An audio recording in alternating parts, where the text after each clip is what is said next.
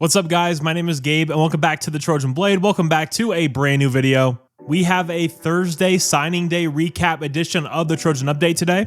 While yesterday was pretty disappointing as a whole, I still think there are a lot of positives to take away.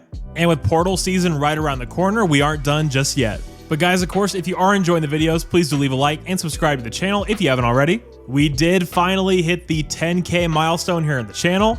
I will talk more about that at the end of this video. But obviously, very quickly, just want to thank you guys so much for all the support. All right, but getting into the update here, we start here with USC linebacker coach Matt Entz departing to become the head coach at Fresno State.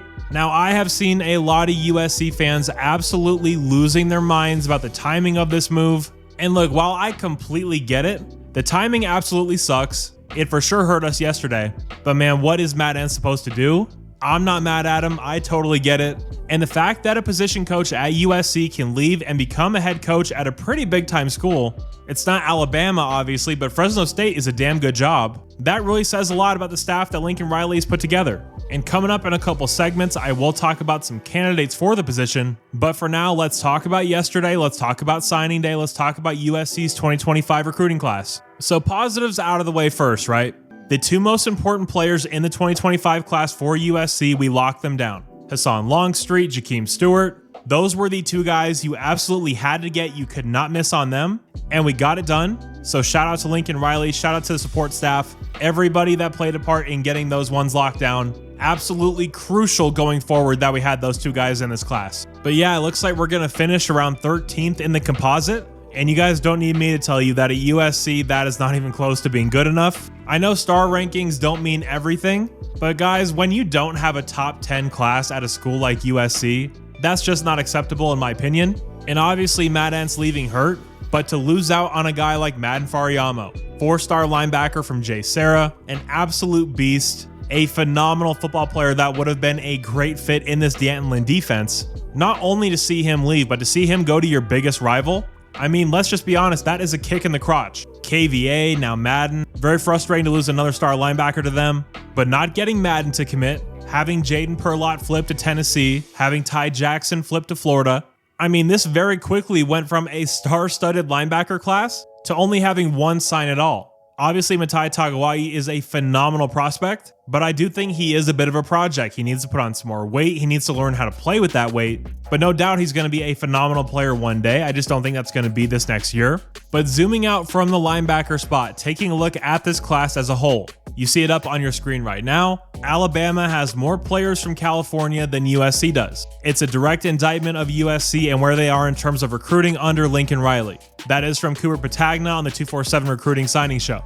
To have Alabama have more players from the state of California in the recruiting class than we do, I mean, look, that's just atrocious. That cannot happen, especially when you have Lincoln Riley during the season sitting up there and saying that recruiting California is his biggest priority. That's clearly not true. So not only is he not recruiting the most talent-rich area in the country that happens to be right in his backyard, but he's also lying to the fan base about it. This is terrible any way you look at it. We have 21 commits in the 2025 class. Visualize it in your mind and take a guess on how many of those players are from the state of California. There's only 5 of them. 5 of 21 from the state of California. That is unacceptable. I honestly just don't get it. You think it'd be the easiest place to recruit if you're at USC? On Colin Cowherd's show, he said that Lincoln Riley has alienated local high school coaches. If that's true, that's a massive, massive red flag. And I have no idea what the reasoning could be. I mean, Lincoln Riley's a Texas guy. Maybe he just doesn't like California kids. I have no idea. Because frankly, there's no answer that makes sense. It's too easy. It makes too much sense. There are all these star kids right in your backyard. We have to fix that going forward. And do I think Lincoln Riley's going to? No, I don't, because he's given me no reason to believe that. If we come back in 2026, which by the way is one of the most loaded classes in the state of California in recent memory. So if we come out and we do a great job in the state, then yeah, I'll be a believer. But until then, he can say that he wants to recruit the state of California all he wants. What he's shown us over these first 3 years is that he doesn't want to recruit the state of California. And if you're the head coach of USC, of the University of Southern California, and you don't want to recruit that local area, then quite simply, your days are numbered as the head coach. And I'll just leave it at that. All right, and actually, as I'm recording this video, USC wide receiver Kyron Hudson has announced he is entering the transfer portal. This one isn't a surprise to me. I did see some people saying that they thought he was going to go to the NFL draft. Don't really think Kyron has the athleticism for that. He definitely doesn't have the production as of yet. He obviously made some massive catches for us this year. If he could just get better at the simple things while still doing the spectacular ones, I think he could be a damn good player. Wishing him absolutely nothing but the best, and going to be rooting for him no matter where he ends up. But getting back to the now vacant linebacker coach position, shout out to Fight on Rusty over on Twitter, by far the best follow if you're over there.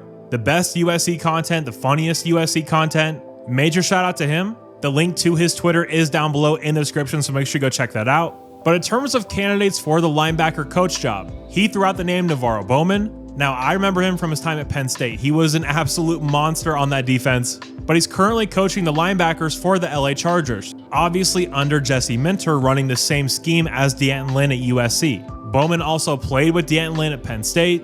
He has some experience coaching in the Big Ten, and he's obviously already in the city of Los Angeles. Now, Jesse Minter is a guy I have so much respect for. If Jesse Minter is willing to hire him to be his linebacker coach, that's good enough for me. Now, him as a recruiter, that's obviously a big question mark. We're not going to have that answer until he gets a college job. But this is one to me that makes a ton of sense, and one I would keep your eye on for sure if you're a USC fan. You also see this tweet up on your screen right now. I'm not going to read all the names, but Connor Morissette has listed all of the early enrollees for this signing class. The two most important ones by far, again, Longstreet and Stewart. They will both be there in spring practice. That is absolutely huge, especially for Hassan Longstreet.